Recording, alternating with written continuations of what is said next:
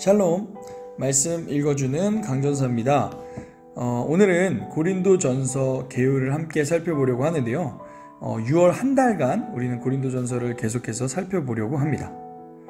고린도전서, 그것이 알고 싶다. 고린도전서는 어떤 책일까요? 먼저 고린도전서의 저자는 사도 바울입니다. 사도 바울은 AD 50년경 고린도전서를 썼습니다. AD 50년경이라 함은 예수님이 승천하신 지 한 20년이 지난 이후의 모습인 거죠. 사도 바울은 에베소 지역에서 고린도 교회를 향한 편지를 썼습니다. 그래서 이 고린도전서의 종류는 서신서, 곧 편지라고 말합니다. 핵심 내용을 말하자면 고린도 교회의 문제들을 다루고 있고 그 고린도 교회가 성숙한 교회의 모습으로 가기를 강조하고 있습니다.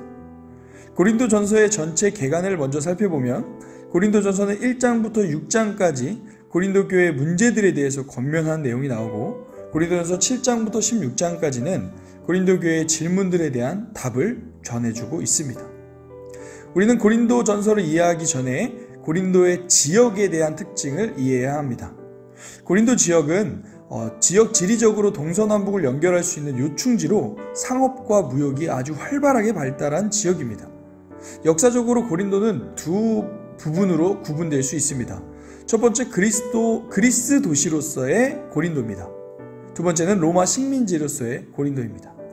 먼저 그리스 도시로서의 고린도는 상업을 통해 전성기를 맞았지만 주전 146년 로마에 의해 멸망당하게 됩니다.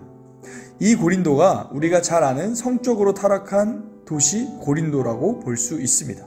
그 당시에 고린도 사람 같다라는 말은 음행하고 성적으로 문란한 사람이라는 의미가 있을 정도였으니까요. 두 번째, 오늘 고린도전서의 본문의 배경인 로마 식민지로서의 고린도를 살펴보겠습니다.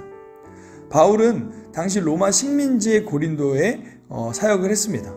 그 지역에는 두 가지의 특징이 있는데요. 첫 번째는 심각한 기근이 있었습니다.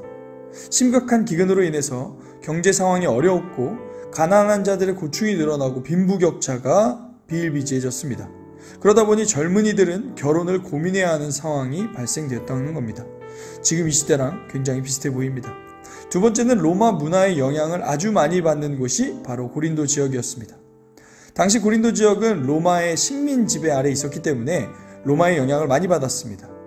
로마는 당시 사회 정치적 능력을 확장시키기 위해 로마 황제 숭배를 진행했고 또한 힘있고 높은 자리에 가기에 힘썼으며 그런 힘있고 높은 자리 사람들 옆에 줄서기를 하는 문화가 있었습니다.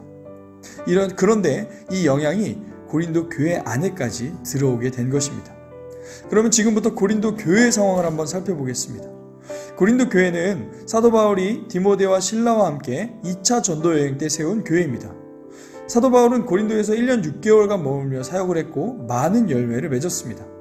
그런데 사도 바울이 떠난 이후 문제가 발생했죠. 어떤 문제냐면 앞서 말씀드린 것처럼 그 지역의 상황, 그러니까 지역 내의 신분의 높낮이, 경제적 차이에 따라 사람을 차별하는 분위기가, 그런 사회적 분위기가 교회 안에도 들어오게 됐다는 겁니다. 그로 인해 여러 가지 문제와 특징이 발생하게 되는데요. 고린도 교회의 문제들을 꼽자면 6가지가 정리될 수 있습니다. 첫 번째, 교회 분열의 문제. 두 번째, 사회의 지위를 가진 자들의 소송과 근친상간을 비롯한 음행과 방탕의 문제.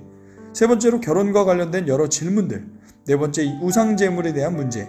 다섯 번째, 예배와 관련된 문제들. 여섯 번째, 부활에 관련된 지식의 문제들이 있었습니다. 자, 그러면 바울과 고린도의 교회는 어떤 관계성을 가지고 있었을까요?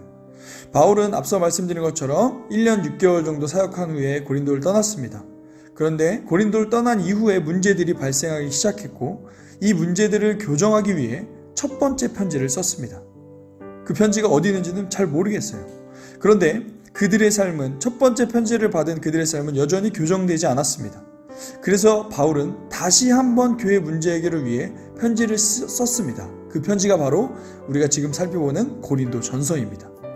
그런데 고린도 전서를 썼음에도 불구하고 그 고린도 교회는 변하거나 회개하지도 않았습니다.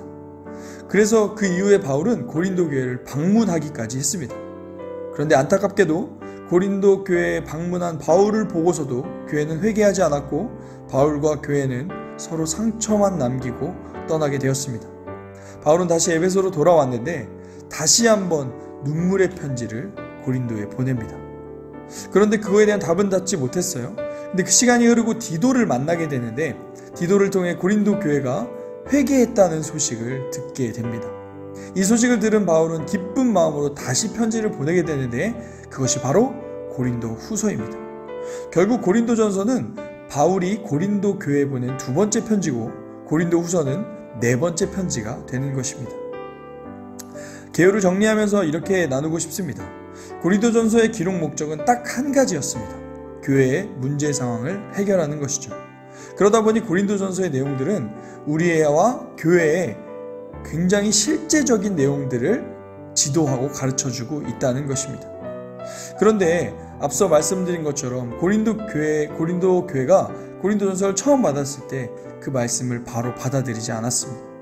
그러니까 아쉽게도 이 말씀의 기록 목적은 실패했던 것입니다. 그러나 완전한 실패는 아니었습니다. 결국 하나님의 은혜로 고린도 교회는 회개하게 됐고 이 고린도전서는 여전히 오늘날 우리에게도 회개와 회복을 선포하는 말씀이기 때문입니다. 사랑하는 여러분, 우리 이번 한 달 이 고린도전서를 계속해서 살펴보기를 원합니다.